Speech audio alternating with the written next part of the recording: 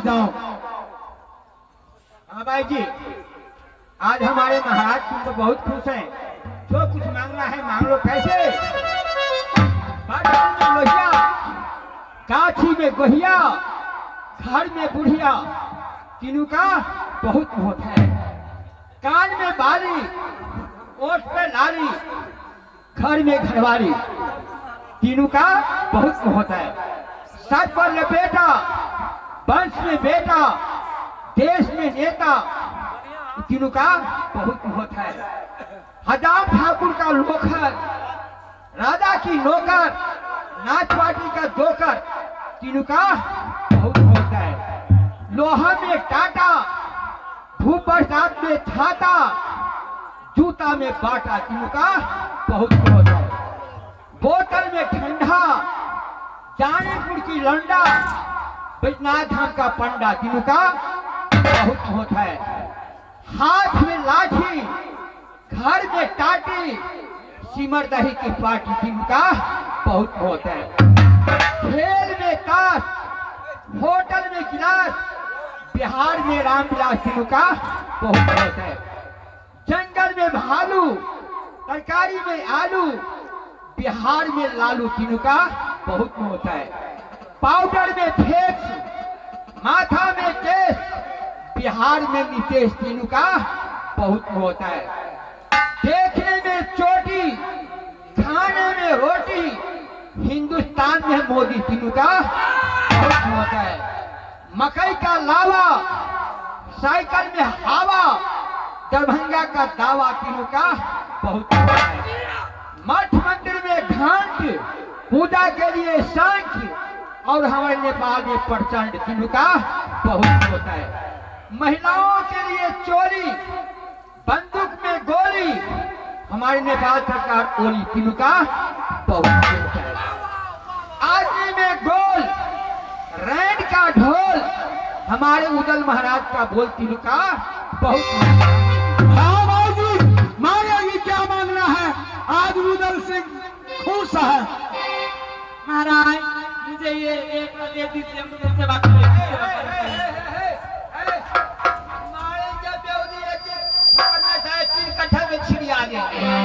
हमको लेकर क्या करोगे? मेरा सेवा करना। सेवा और क्या करना पड़ेगा? कपड़ा लाता। हम प्रणाम करते हैं, हर काम हमसे होगा, कपड़ा भी खींच देंगे, अल्लाह का हमसे नहीं होगा, अल्लाह नहीं खींच पाएंगे।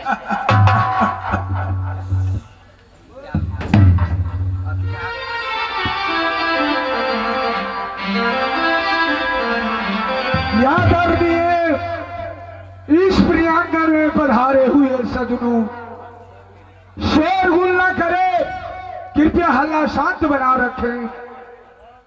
दोस्तों, आप लोग के सामने मैं एक मिनट समय बर्बाद करना चाहता हूं। जब भगवान राम वन को गए तो कहां पहुंचते हैं? भरद्वाज ऋषि को आश्रम में। भगवान राम ऋषि को प्रणाम किए और ऋषि ने उसे आशीर्वाद दिए। ईश्वर भगवान राम कहते हैं, लाभ यवध सुख आया बधा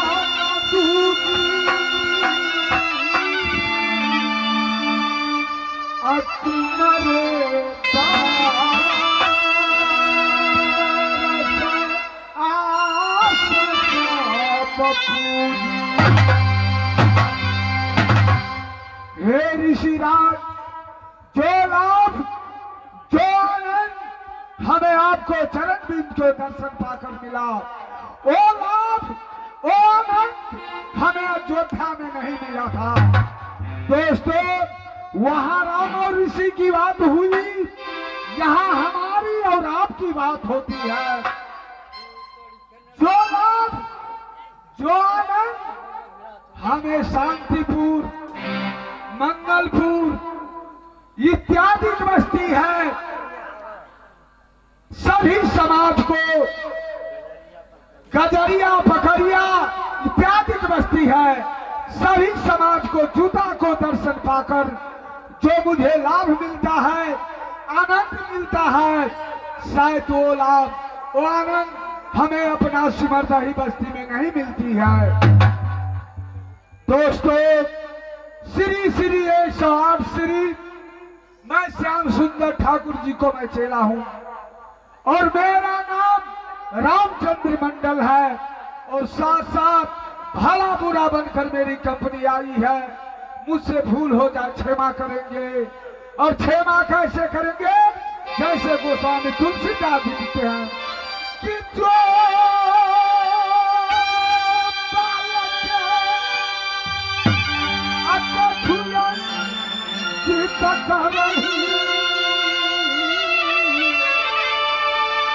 गुरु प्रीतमा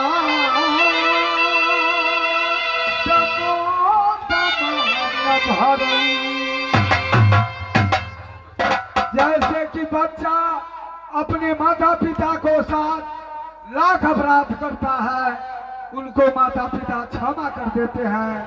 बच्चा कहता है माँ मुझे रोटी दो, लेकिन माँ समझ जाती है बेटा रोटी मांग रहा है।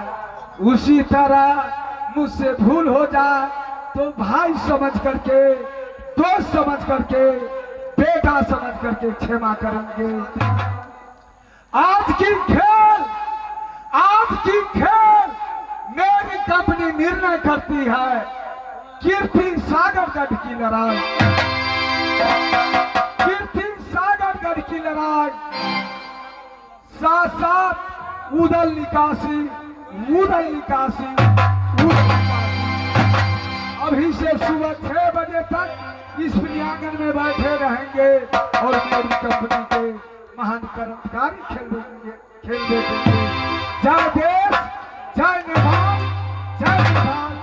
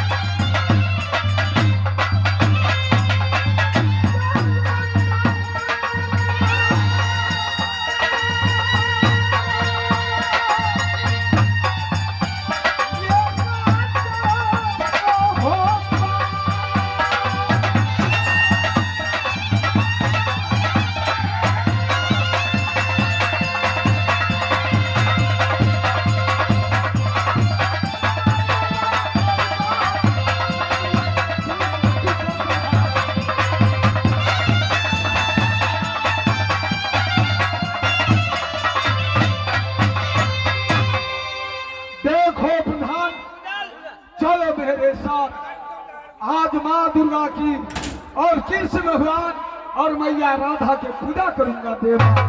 उत्तम कुल पुलिस करनाती शिव विरिंचि पूजहु बहु भांति पर पाए किए सब काजा जितहु लोक भूपाल सब राजा। लंकापति दशकंधा रावण ने भगवान शंकर के तपस्या करके वर पा करके तीनों पुर 14 भुवन में अपने नाम का ध्वजा फहरा दिया। इसीलिए यहाँ से देवी मंदिर में चलो पूजा करने के लिए।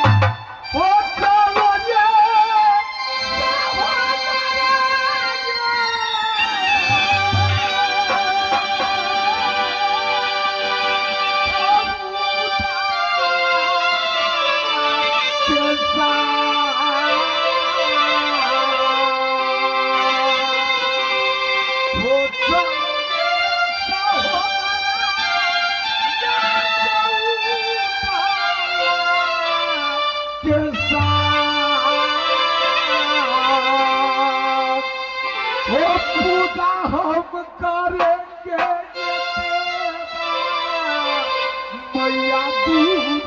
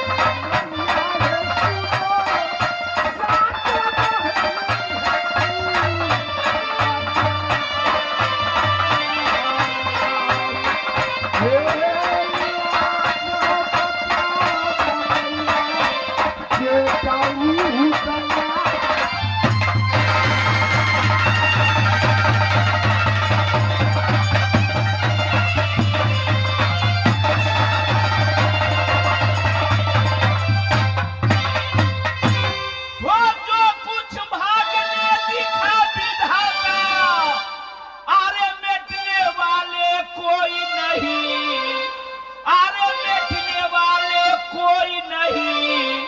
अब करे तो गज भर का पड़ा देने वाले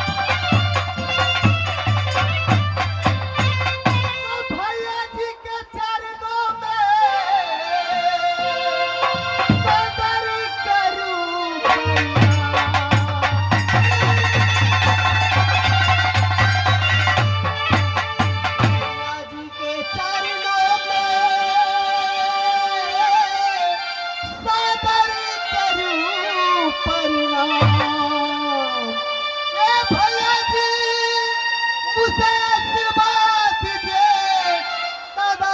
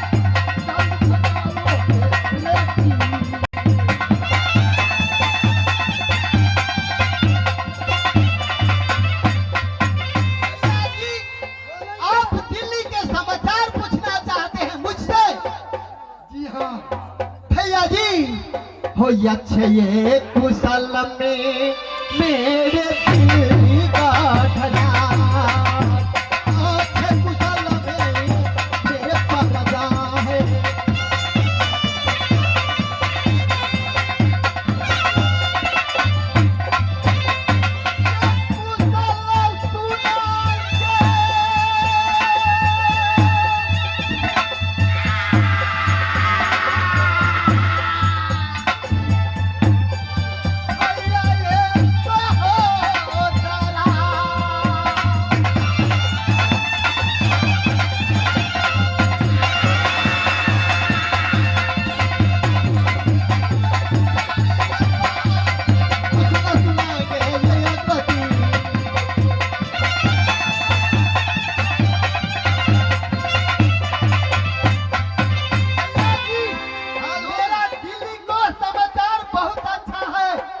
आप अपने समाचार सुनाइए।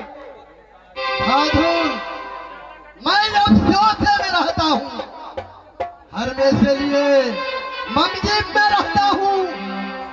ये बात तुम बता सकते हो कहाँ कहाँ का कौड़ी असूल हुआ, कौन सा खतरी दिया और कौन सी किला बाकी है, तुम बताओ।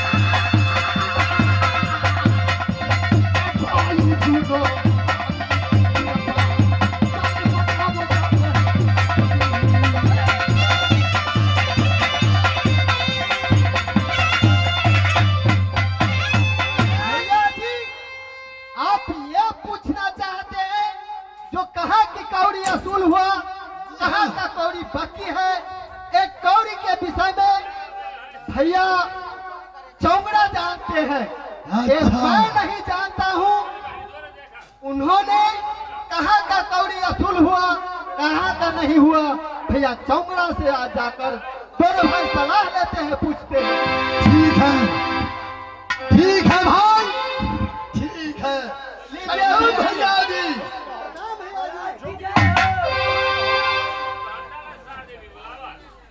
सुरजा धाधुन, हाँ भैया जी, इस बात का शोरगुल हो रहा है। शोरगुल इस बात का हो रहा है भैया जी। मैं जब से मैंने दिल्ली में जवान हुआ, उस दिनों से हर किला का कौड़ी असूल होता है कि नहीं, ये कल ये बताओ।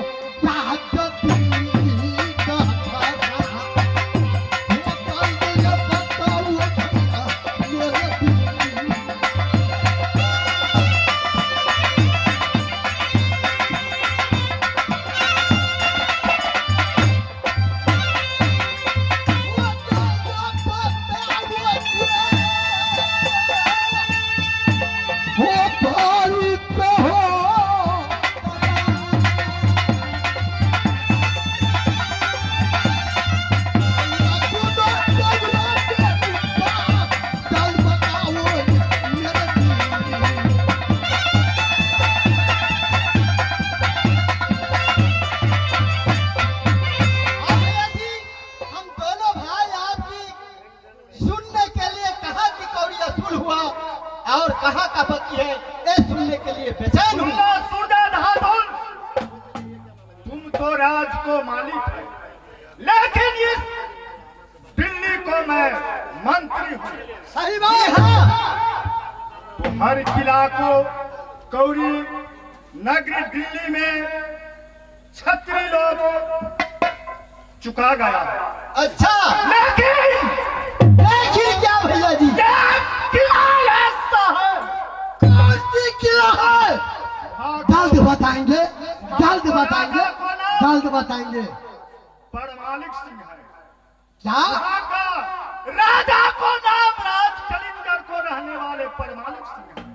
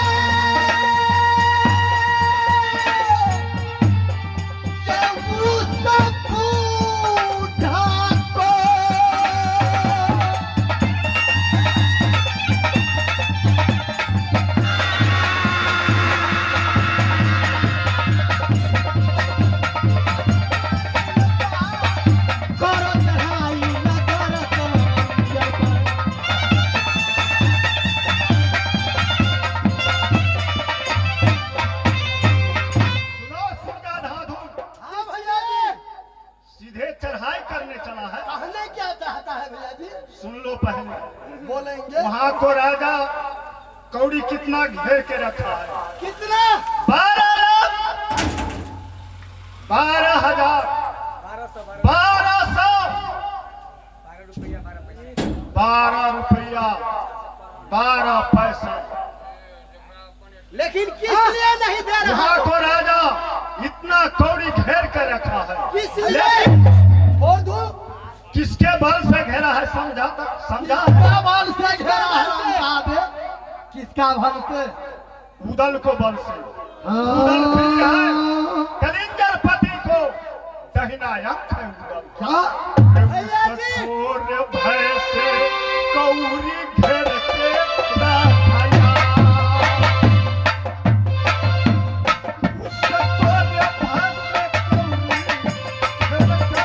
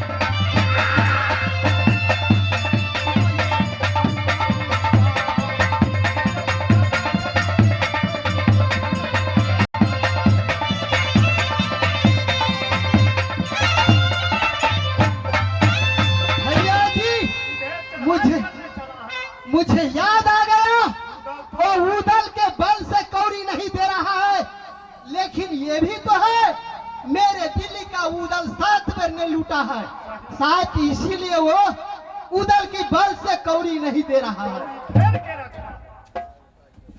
भैया जी, ये कौड़ी असूल कैसे होंगे? जल्द बताएंगे। राजनीति बहुत दूरों से हो। जल्द कहेंगे, जल्द कहेंगे। ओरिया निवासी मामा श्री को दिल्ली में बुलाओ।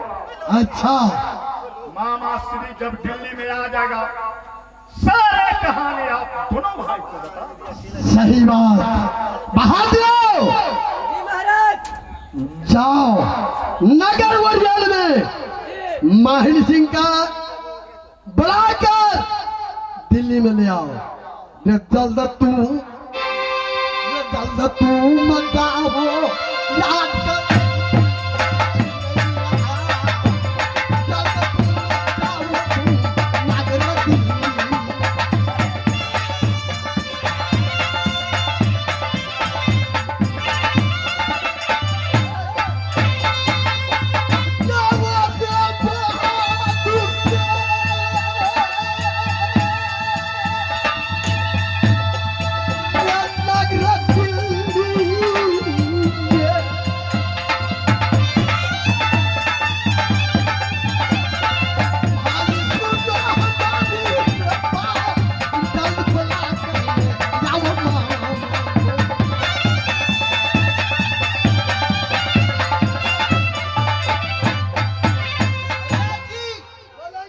यहाँ से लिख फरमाना दिल्ली से पुलिस को दीजिए, पुलिस जाएगा और मामा जी को राज वोरियल से बुलाकर दिल्ली में लाएंगे।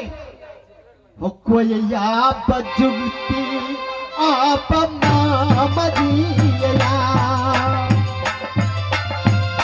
कोई उपाय मामा जी बताएंगे।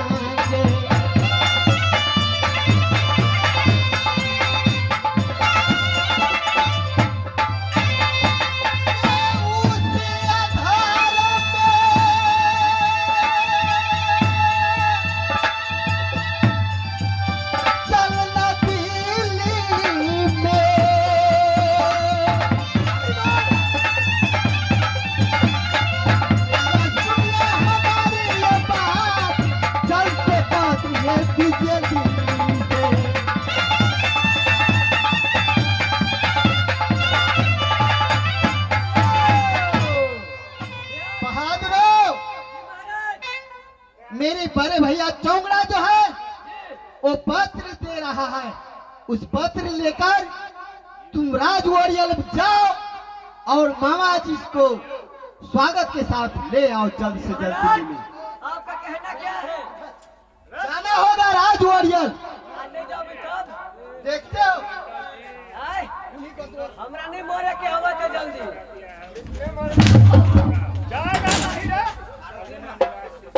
राजा को क्या समझा है रे? नौकरी है कि नवाबी कर रहे हो?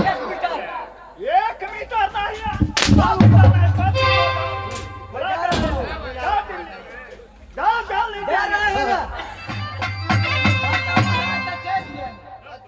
छोटका छिए हाँ, क्या बात है? अपने छोटका छिए हाँ, क्या बात है रे? हम पूछे छी उतरावन है क्या करे हां हम समझ जा पानी इसलिए कार खियारी होगा सालों में बाद हो। उस बात को मोड़ लो। नौकर हो कि नवाब हो रे? बढ़िया सुझाव दै छी बेटा रहू के वह हो जे रावण के भेल रहे समय पूजा करेगा मैया